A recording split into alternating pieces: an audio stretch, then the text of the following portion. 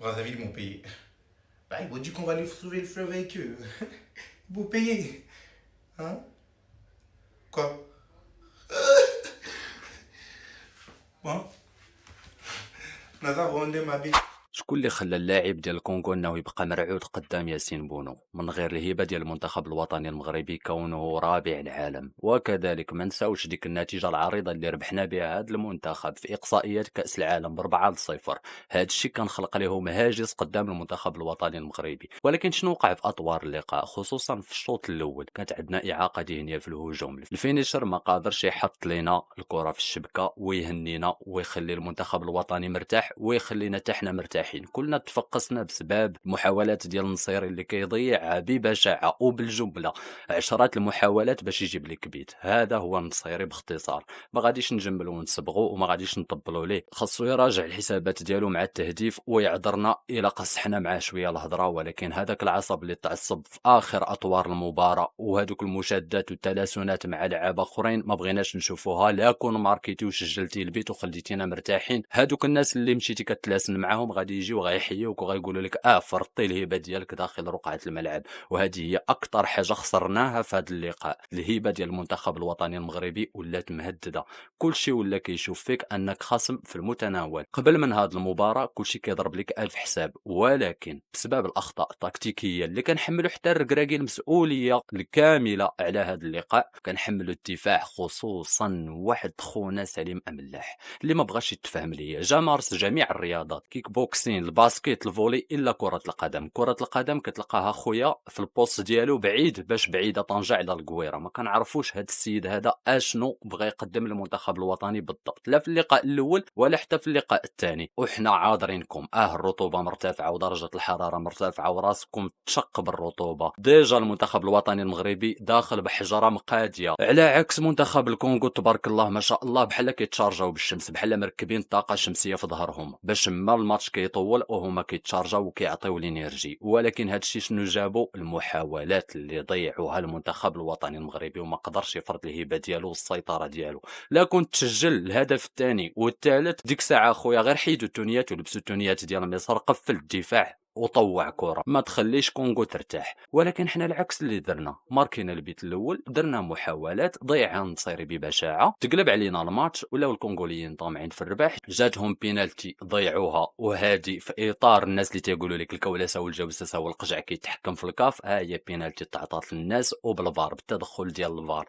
مع العلم انهم ضيعونا في بينالتي مستحقه لمسه يد المدافع ديال الكونغو وما طالبوش بالفار. علاش؟ حيت المغرب ولا دخل في الخانه ديال كيستعمل الكولاسه، لذلك حنا غناكلوا ليه حقه باش الافارقه يبقاو بخير وعلى خير ومرتاحين. خصوصا شي ناس اللي هك اللي سخن عليهم الراس بزاف ضد المغرب وكيحاربوه بجميع الامكانيات اللي سخرها لهم الله بالاعلام ديالهم والحماق ديالهم، ونساو بلي راه مرتضي لا فكره والفكره لا تموت. يا خوتنا بالطنز خليكم ملاهيين في رواحكم، بلعوا في مامكم وبركوا في سراولكم وتكونسونطراو مع المنتخب ديالكم اللي غيواجه موريتانيا، والقلب داعي لموريتانيا بالفوز. نرجعوا للمنتخب الوطني المغربي اللي دار اكبر غلط في هذه التظاهرات اللي هي فرط في الهبه. تعادل مزيان، برافو عليكم الدراري، ما غاديش نبخسوا الحق ديالكم والمجهود ديالكم، خصوصا 5 لعابه بونو على راسهم حكيمي، امرابط، اقرد، نايف اقرد، ونقدروا نقولوا حتى الشيبي اللي قدم اداء رائع في اللقاء. وما غاديش نحملوه المسؤوليه ديال الهدف، يا ما يديفوندي على البوست ديالو وما كانش الرونفور اللي يعاونو. باش نكونوا حقانيين وما نظلموا حتى شي واحد، الشيبي قدم اداء رائع في الشوط الاول، ولكن خانته اللياقه البدنيه كما خانت زياش كما خانت اوناحي بزاف ديال اللاعبين ديالنا، ونعذروهم. الرطوبه كانت طالعه، الشمس كانت سخونه، بزاف ديال الناس اللي كانوا غير متفرجين عانوا من الرطوبه. وغادي نخليكم مع ردود الافعال ديال الناس اللي كانوا حاضرين في هذا اللقاء. نتمنى في قادم الايام ان شاء الله اننا نشوفوا المنتخب الوطني المغربي بدون اخطاء، حيتاش في الادوار المقبله بحال هاد الاخطاء غادي تماركا عليك بيت وغتصل بالبيلوت تقول ليه ديماري ديك الطياره وسخن وغادي ترجعوا في حالكم لبلادكم. وبالنسبه للملاسنات والمشادات اللي وقعوا في اخر اللقاء وخروج على الاعصاب ما بغيناش يتكرر، حيت كاينين بزاف ديال الاعلاميين كيتسناوكم غير في الدوره، كيتسناوكم غير تزلقوا باش يهزوا المصويطه وبدا يهبطوا عليكم. تمناو من اللعابه انهم يبردوا الاعصاب ديالهم ويركزوا في اللقاء ويسجلوا اهداف. كنتي غتحسم اللقاء في الشوط الاول وغادي تخلي اللعابه مرتاحين وتخلينا حتى حنا مرتاحين وما نتفقسوش. هنا نلعبوا فيه اللعب هنا، حنا ما قدرناش نوقفوا فيه كجمهور. ما قدرناش نوقفوا فيه. كتوقف كتحس براسك غطيح بالسخفه. عاد اللعاب اللي داخل هذا هو اصعب ماتش كنظن انايا ملعوب في الصباح ومع عرفت واحد التشقيقت واحد الطنطونيه شمس طنطونيه تكتونيه ما يمكنش شي 750 الف مليون بليار سنه ضوئيه ديال الشمس ما يمكنش. عرفتي الشمس بحال هذا تقول لك بحال هكا وتعطيك اللي كرفه تاع الفار. شوفوا انا برونزي وحماريط ما يمكنش. الله يكون في عوان اللعاب. ما شوف ما ولو لحظه ما فكرش نلوم اللعاب حيت باش انت تكون حنايا في المدرجات وتنغوتو وسخفنا. انا راه سخفت دابا تشوفوا الفلوق في يوتيوب. اما كاين شي ما تندوزو حنا تلقى جير علاو ما لاعبين ما والو واقفين. شفتي واحد الصاد الطنطينه والله الا فاتيكي وان شاء الله فاتيكي ونموت. نتوما الصحافه شنو كتقولوا في هادشي المباراه؟ خسرنا في المباراه الاجواء كانت ماشي هي هذه. شنو كتقولوا في هادشي؟ خلي عتيني منين خرجتي خويا باش تلعب في هذه الرطوبه كامله وفي هذه الحراره كامله راه واحد الظروف راه ماشي عاديه. صافي سي كاين تروكيل مازال غادي نربحوا زامبي وغادي. هذه مهمه بزاف جدا. حنا غير جالسين حنا غير جمهور كنلعبوا ما كنجريو ما كنديرو حتى شي حاجه وكنموتو حتى راه السبت صافي السبت بحال حساك اللعاب صعيب. راه لعاب كونكولي راه خرج قدام العشي فهد كتقول المرة 18 كلك اتاك. صعب حاجه انايا هي هاد الحراره بزاف. هي كتكون شويه كتعيا صعيبه بزاف. احسن العون الناس اللي كبارين في السن بنادم اللي مرض اقسم بالله لا احسن العون صعيبه بزاف. ديال اليوم هو جالس في دارهم خاصو يجرب يوقف هنا. راه اغلبيه اللي كانوا كيشجعوا سخفوا اصلا.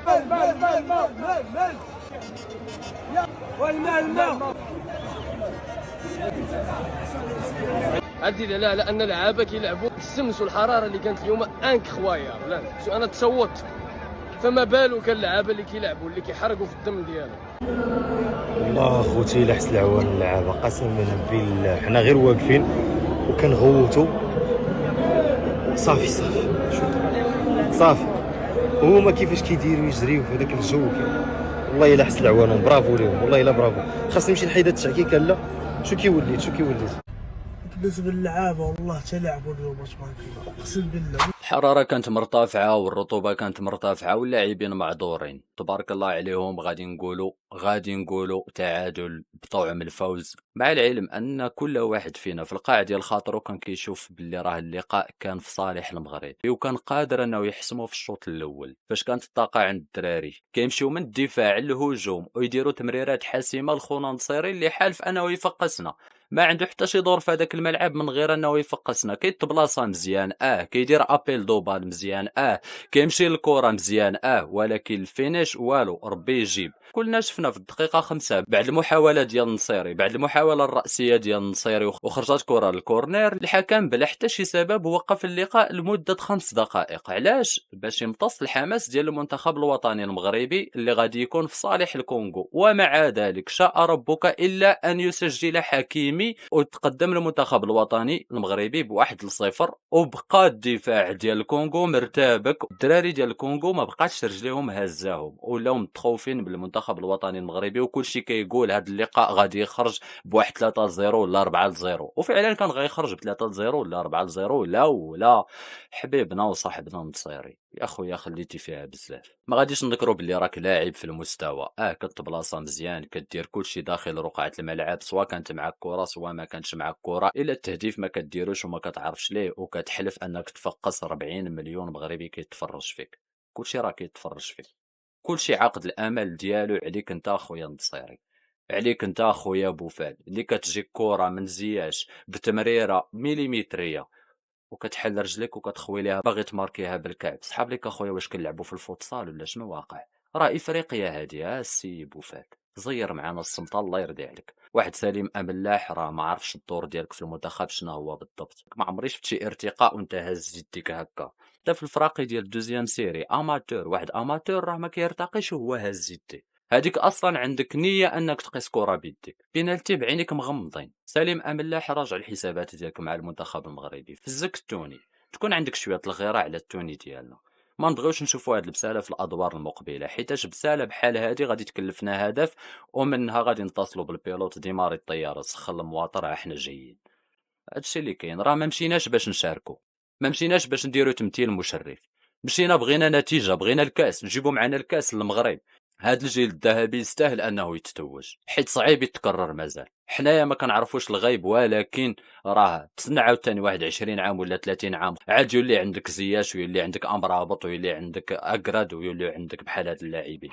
خوتنا زيرو معانا، الله يرضي عليكم، وما ديروش بحال هاد الاخطاء في المباريات المقبله. نتمنى نشوفكم ديما بخير، والغيره عليكم هي اللي كتحركنا وكتخلينا نتعصبوا ونهضروا بحال هكا. واحترامي لكاع المغاربه اللي متفق واللي ما متفقش، ولكن هذا راه منتخب اللي كيمثلنا حنا، كنبغيو نشوفوه في الصوره احسن من هاد الصوره اللي عطاها اليوم، حيت هاد الصوره هي اللي غادي تخلي الغاشي يتبسل عليك وينصر عليك. خليكم مع اهم ردود الافعال على هذا اللقاء العبثي، وكنسميه العبثي وانا كنتحمل المسؤوليه، مع العلم انه الريه خانتنا والنيه هي اللي كانت حاضره معنا. ضربات في بوطو وخرجت كما قال الركراكي. الحمد لله، نحمدوا ربي ونشكروا على هذه النتيجه. باش نكونوا واقعيين مع بعضياتنا وما بقاش نطبلوا ونصبغوا، كنا غنهزموا شر هزيمه. سبب شي ناس ما كانوش حاضرين، واحد السيد ما حسمهاش من الاول باش نتهناو ويهنينا. غنخليكم مع اهم الردود اللي جات على هذا اللقاء. وقبل من هذا الشيء كامل اخوتي المغاربه، الى عجبكم المحتوى ما فيها باس الا اشتركتوا في القناه وخبطتي على هذيك لايك ونشرتي على اوسع نطاق فضلا وليس امرا، ولكم جزيل الشكر. واستسمح على العصبيه، راه كلنا كنغيروا على بلادنا وكنبغيو لها غير الافضل والاحسن. دابا هنا المغاربه غتفهموا وغتلعبوا العقل. وليد الركراكي اتهموا هذاك الكابيتان ديال الكونغو باللي وليد الركراكي سبوا وعايروا وقال ليه شي كلام ديال العنصريه. المهم انا هاد الهضره ما غاديش نتيقها، وما يمكنش وليد الركراكي غادي ينوض وغادي يعاير السيد وغيبقى يقول له شي كلام ديال العنصريين. انا نقول لكم من الاخر اخوتي، الكابيتان ديال الكونغو وكنقولها وكنتحمل المسؤوليه ديالها، مرشي وعاطينه فلوس باش يدير هاد البلان، باش يديروا لنا التشويش في المنتخب ديالنا ويديروا لنا الضجيج في المنتخب ديالنا ويديروا لنا المشاكل في المنتخب ديالنا. ولكن انا متيقن، كنتيق في الله سبحانه وتعالى. عندنا دراري متربيين ومتخلقين ودراري ولاد عائله، وليد الركراكي يبقى من الاشخاص المتربيين، وربي ما غاديش يخيبنا وغادي تبان الحقيقه، وغيخرج هذاك ان شاء الله بحول الله هذاك كابيتانو وغادي يعترف بالحقيقه، وغادي نعرفوا هادشي كامل منين جا وشكون اللي دار هادشي هذا كامل ان شاء الله بحول الله. وغادي يكونوا كاع العقوبات من اتجاه هادو اللي داروا لنا، بغاو يديروا لنا التشويش في المنتخب ديالنا. وانتم راكم عارفين شكون وانا عارف شكون وكل شيء عارف شكون وكاع المغاربه عارفين شكون. ولكن ما غاديش نتهموهم وما غاديش نقولوا الاسم ديالو، حنا غنخدموا عقل، ما غاديش نديروا كيف كيديروا هما. حنا المغاربه ذكيين وكنعرفوا كيفاش نديروا نتصرفوا. لهذا خوتي خدموا معايا عقلكم وفكروا في كوره، وخليوا القجع غادي يدير خدمته، خليوا القجع عارف شنو تيدير. السلام عليكم. هاد الاتهامات ما لها لا اساس لا راس. هاد السيد الا اتهموا الركراكي بالعنصريه يجيب الادله ديالو ويقدم شكوى للطاس ولا يقدمها لمحكمه العدل الدوليه لاهاي. تبقى داوي خاوي بلا ادله، هذيك لغه ديال صحاب هوك راكم عارفينهم، هذيك عاده ديالهم. وباينين بلي راه الدنانير سخنوا ليه جيبو سخنوا ليه حتى راسو، ما غايجيبها غير في راسو كما وقع مع الكلب النباح ديالهم مدرب تنزانيا. على العموم الا ما خديتيش خبار اليوم بفلوس غدا تاخذوا فابور. اليوم غتورينا الحقيقه والحيتيات ديال هذا الشيء اللي وقع بعد المباراه، وغادي نشوفوا عقوبات من الكاف لا محاله. كملوا. شات شات شات شات شات شات شات شات شات شات شات شات معلم. السبب الحقيقي علاش نوض ديك المدابزه. دونك شوف بعدا قبل من المدابزه كانت واحد البلان هي لاما اللي ما تعطاتش للمغرب. دونك هنايا فين المدرب مساعد المدرب ناضوا كيحتجوا اكسيتيرا، حاجه هذا هو الجدر ديال المشكل. فوالا فهمتي، هنا فين بداو المشاحنات. ثاني حاجه هي باش الحاكم كيقول لك مبامبا ولا سميتو كيقول له خرج، هو ما باغيش يخرج، الوغ كو في لا لوا ديال الكره خاصو يخرج ويعاود يدخل. على طاح في الارض يجاو عنده الاسعاف، كون ما جاوش عنده الاسعاف وناض بالزربه فهمتي ديك الساعات فهمتي.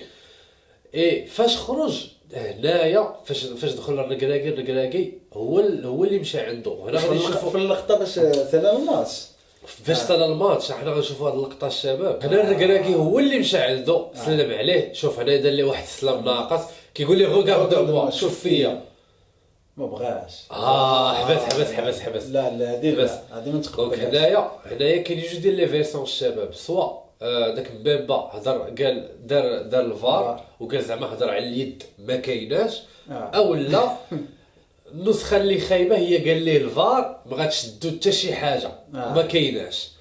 فهمتوا؟ دونك هنايا ما عرفناش واش لا فيرسيون الاولى ولا لا فيرسيون الثانيه. حيت من بعد داروا معاهم دي زانترفيو بوحديهم سيباغيهم، الاخر ما بغاش يهضر.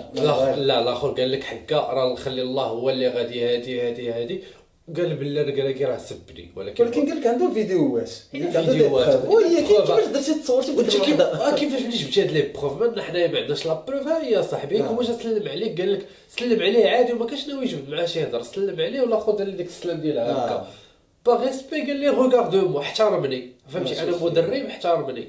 دونك هو فهمتي بدا كينقص.